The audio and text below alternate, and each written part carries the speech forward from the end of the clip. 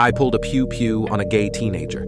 My 6-year-old daughter kept telling me that she sees a man sneaking in our house sometimes. His entry points would be different every time. Sometimes it was a window, then the front door, then the back door, and the kitchen window.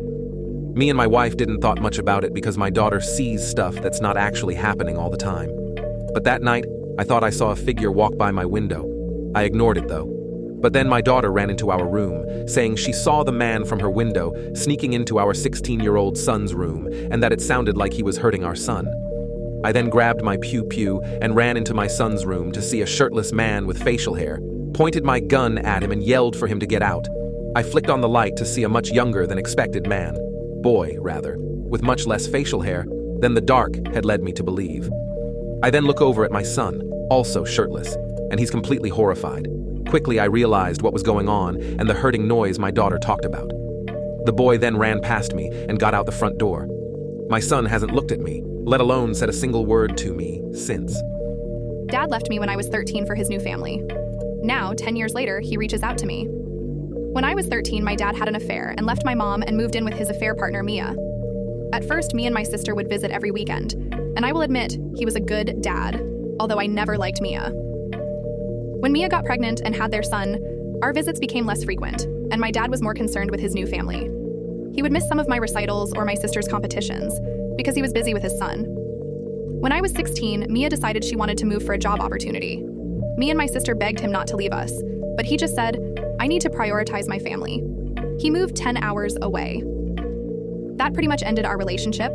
I decided to go no contact, as it was clear he did not consider me family. My younger sister stayed in contact with him. He would try and call me and offer for me to come and visit him, but I refused. When he came back to see my sister, I would refuse to speak to him. When he turned up at the house, I didn't invite him to my high school or college graduation. I'm now 33 and have maintained no contact with him. He has repeatedly tried contacting me and reconciling. I have avoided family events in case he attended, including my sister's wedding.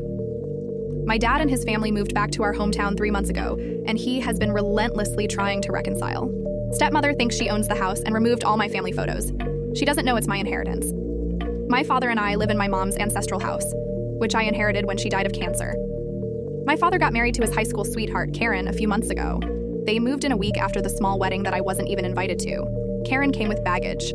I mean, twin stepsisters and their 2 chihuahuas. The first issue was that Karen wanted me to move to a smaller room since my room was the closest to what she needed. The second issue is that their dogs leave poops around the house and the twins wouldn't even clean. Third, Karen removed all the family photos and replaced them with pictures of her and the twins. Karen and I had a heated argument about it. She said that they could do whatever they wanted as it's her husband's house and I shouldn't speak since I was not raised properly due to having a useless mother. I told her that she could pack her things along with her twins because I was kicking her out. She said that I had no right to kick them out of her house. I told her, "Lady, you are living under my roof. This is my house. I inherited it from my mother and right now you and your daughters are trespassing. Get out before I call the cops." She was floored and couldn't speak anymore.